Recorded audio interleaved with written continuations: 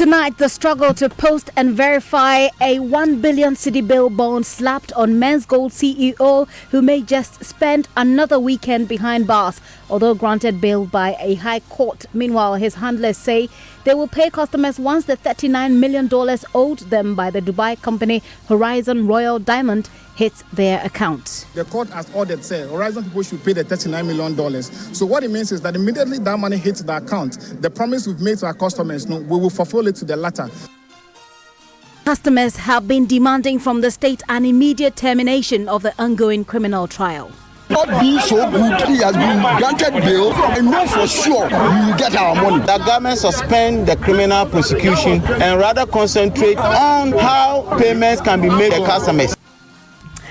We'll tell you more, plus the very latest on whether or not Nana Appiah-Mensah has been able to satisfy his bail conditions. Top Story is brought to you by Bond Savings and Loans, your success, our passion. Gasem, the nation builder. Vodafone, the future is exciting. Ready, and Nationwide Medical Health Insurance, your healthcare family. I am Gifty Ando-Appiah.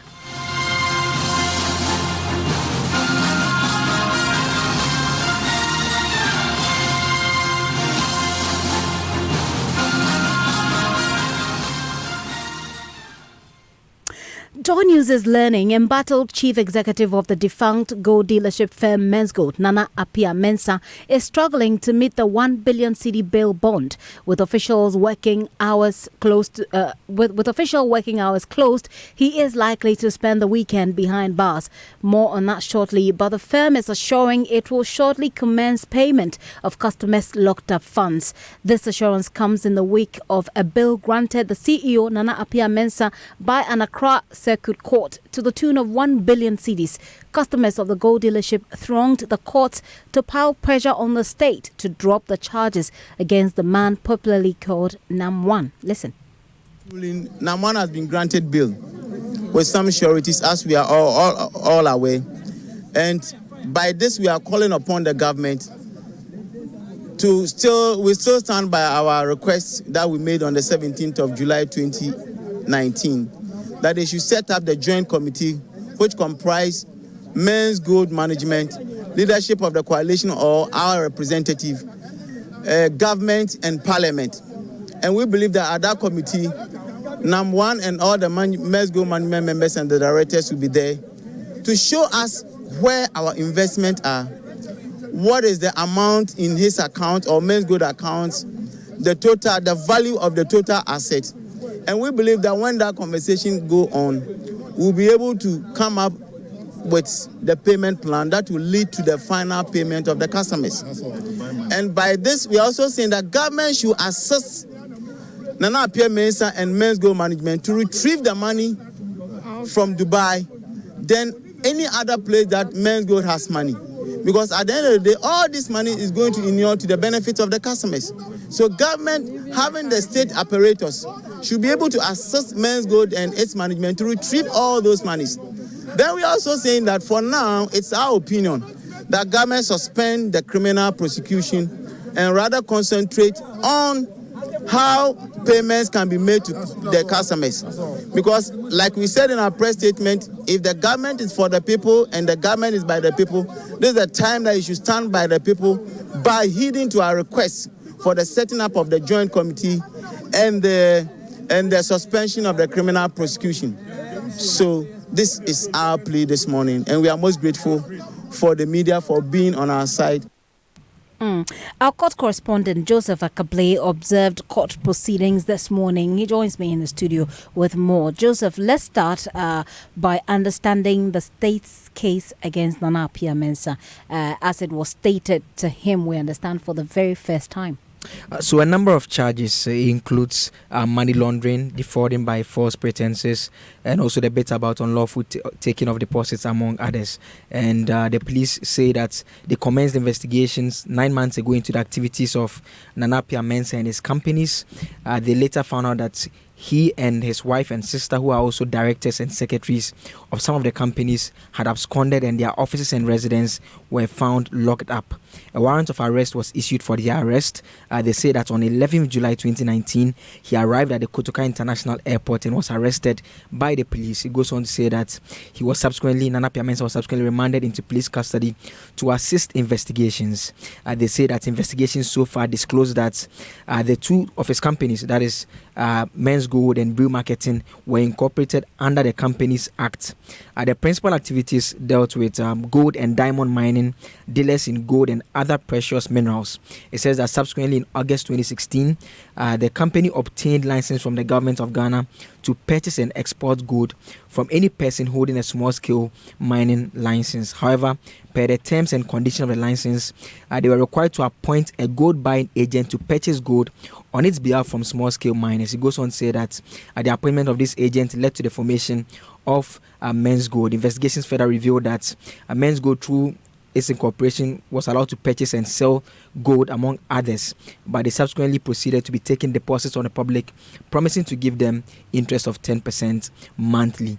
They say that this was not done, with a lot of the customers, numbering 16,000, complaining that they have been defrauded the amount of 1.6 billion cedis.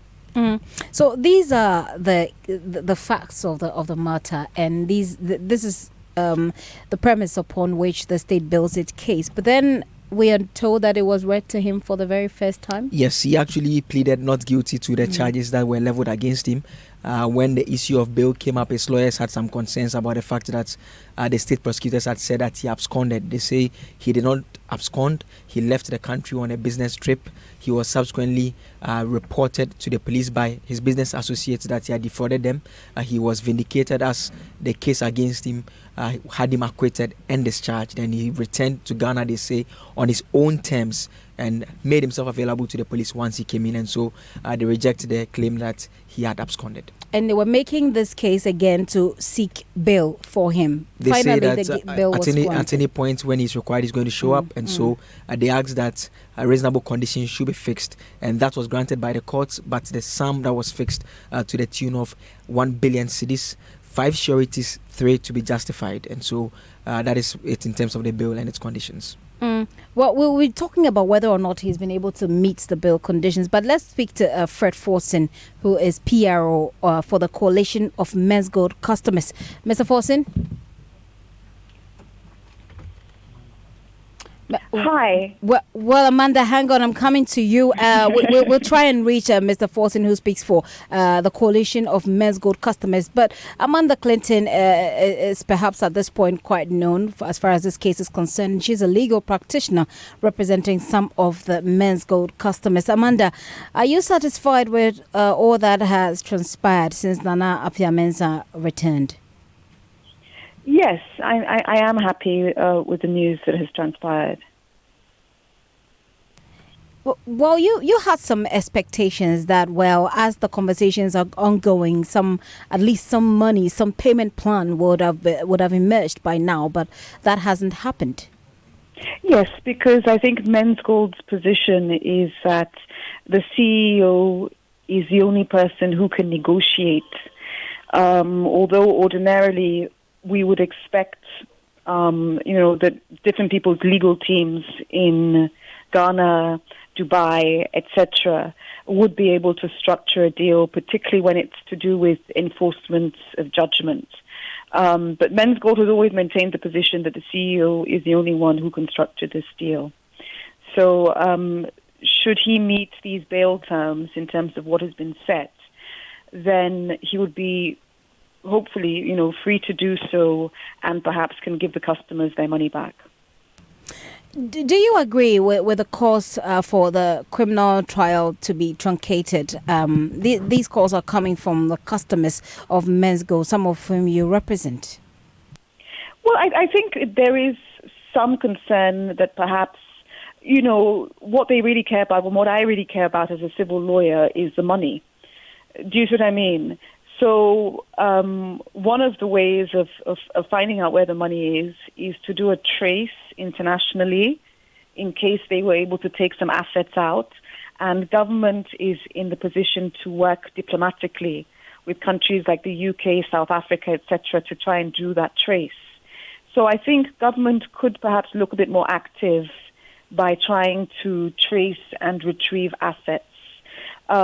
They've chosen to follow the criminal side as well. But the point is, you can run a criminal case at the same time as pursuing assets.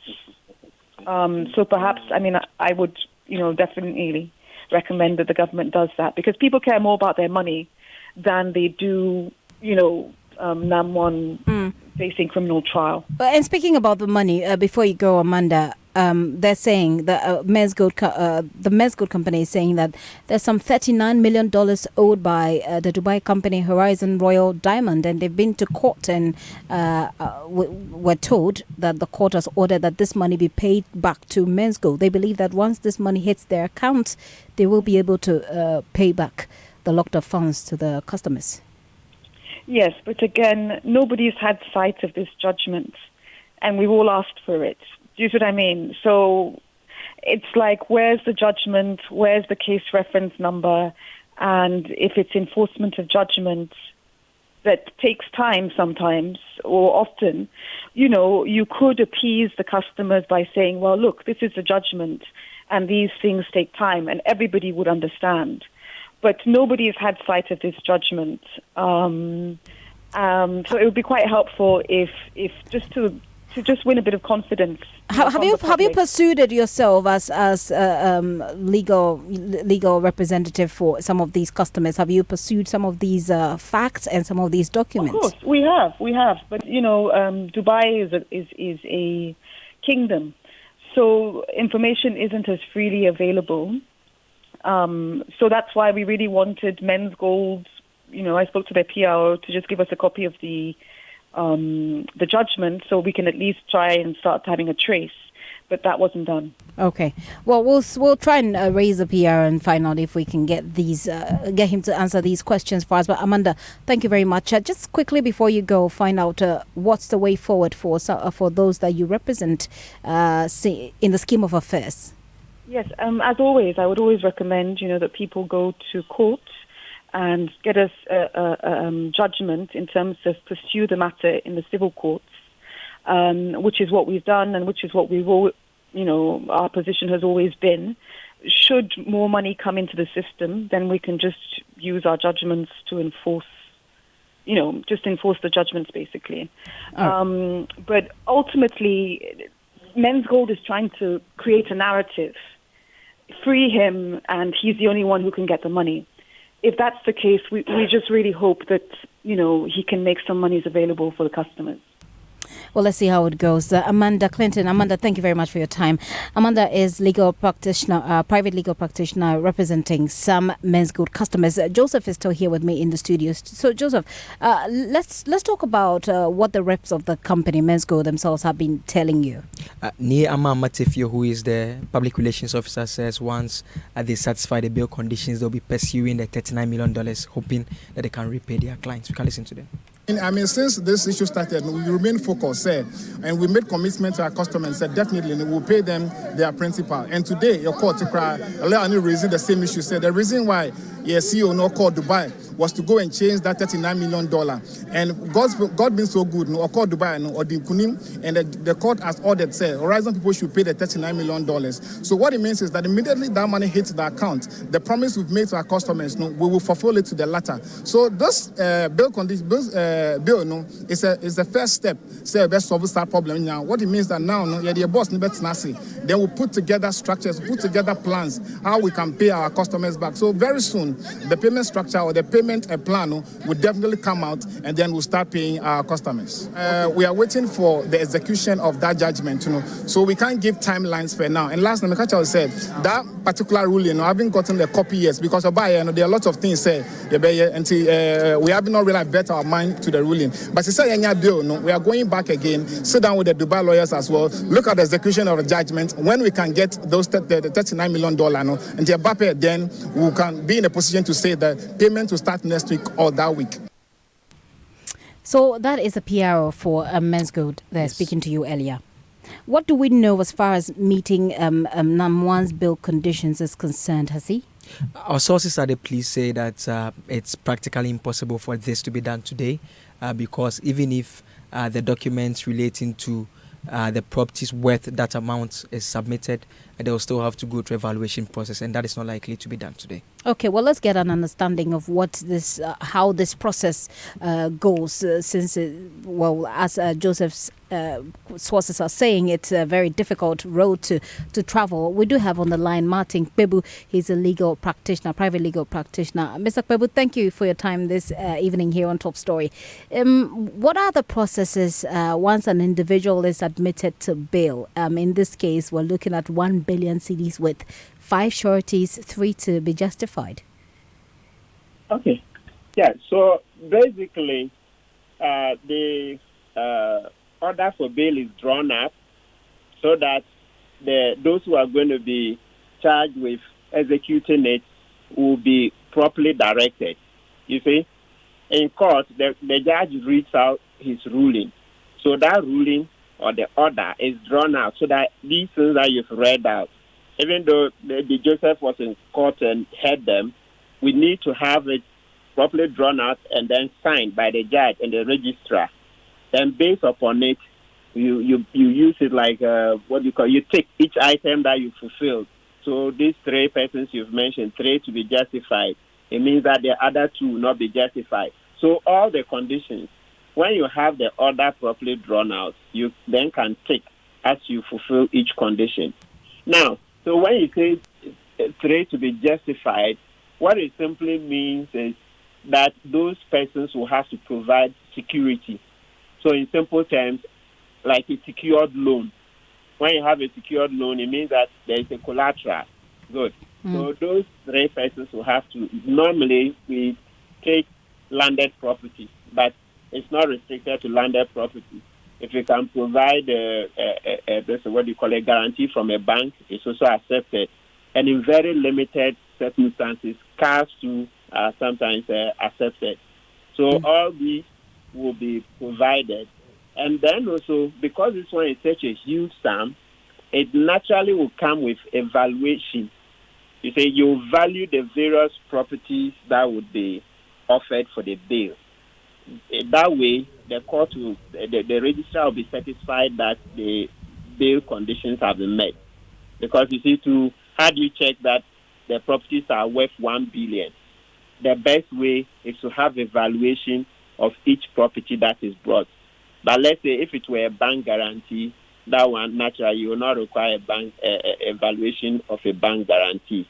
You say, in the same way, if the sums were so small that even an experienced person could look at the property and tell you that, oh, this property is way above the bail sum, then in that case, there will be no need for evaluation.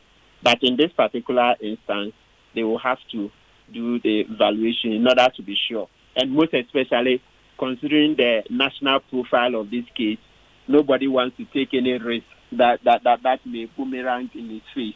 So people want to do it according to the book. Right. So going to according to the book, I will have you perhaps help us understand how this can be done. One of the concerns or one of the demands being pushed by the Men's Gold customers is for all the criminal charges to be dropped so that they believe he can go back to work and, give them back their money. I have their PRO on the line. I'll be speaking to him so that, we get that conversation going. But just educate us a bit. What could possibly lead to the issuance of such an amount as a bail condition? 1 billion cedis? Yeah, so the sum as required by the judge is usually influenced by the enormity of the offense. You see, I think if what we've seen in public space is right, it appears they say the sum owed to the customer is about in excess of 4 billion, 16,000 customers, and then something billions of cedis. The sum I've seen on the charge sheet making the rounds is definitely more than 1 billion. So normally, even in practice, some judges like to double the amount. So let's say if the person is alleged to, the sum involved is, let's say, 100,000 Ghana, sometimes the judge will say, okay, post bail to the sum of 200 or 150. You say. So definitely, what is making the rounds shows that what is owed is in excess of 1 billion. Okay. So the 1 billion that has been stated here, it's not excessive at all as a bail sum. Okay. Now, when it comes to the calls for the dropping of the criminal charges, I'm really, it's surprising to say the least. You see, sister, the way the system works, when you have criminal charges hanging around your neck, it's no joke at all. You have sleepless nights.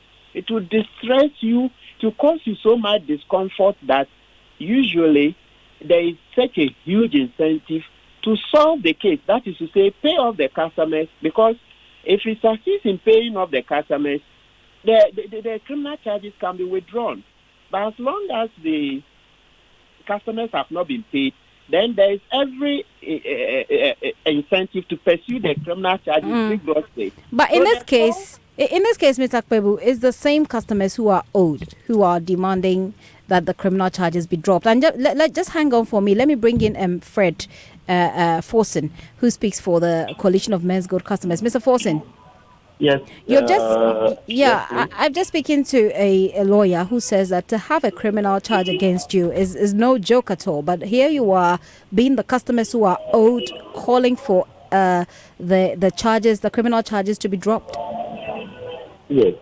That has been our call from day one since this criminal prosecution started. Because in our view, suspending the criminal charges and going ahead with the setting up of the joint committee as we requested will be in our best interest. And today we're in court.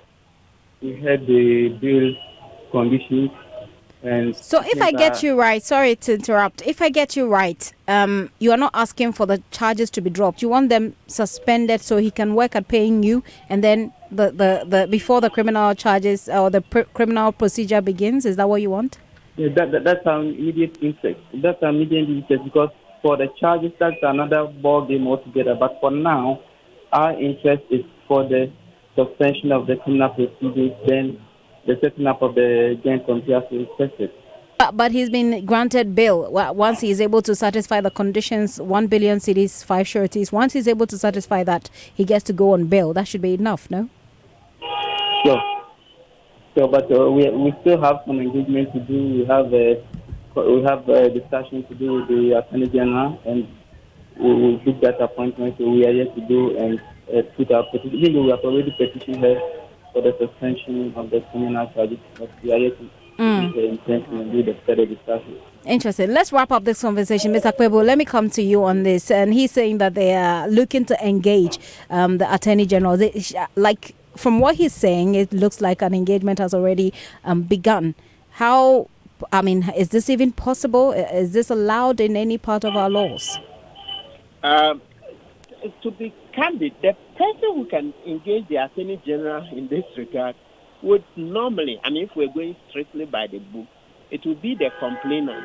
That is to say, the one who made the official report for which the investigations began. So that's the person that has the capacity to do. But, we have to be practical. So on practical grounds, yes, it's good, and it's good sense for the Attorney General to meet them. Because I always believe that if you engage them, a lot of the time, people don't fully understand their rights. So they would say, oh, we want this, we want that, when they probably haven't received much education. So it's good sense if the Attorney General or the deputies are able to find time, meet them, and then explain the processes. Then perhaps they will appreciate that from the look of things, it may not be that simple. Wise to say the charges be suspended for now. Because as I stated earlier, now it's like a sword hanging around his neck, those charges. So when you have a sword hanging around your neck, what do you want to do? You want to solve the underlying problem, the root cause, which is that pay the customers. If you pay the customers, look, the person who made that report will be willing to drop the charges. All he does in such circumstances is that he will write an official letter to the CID.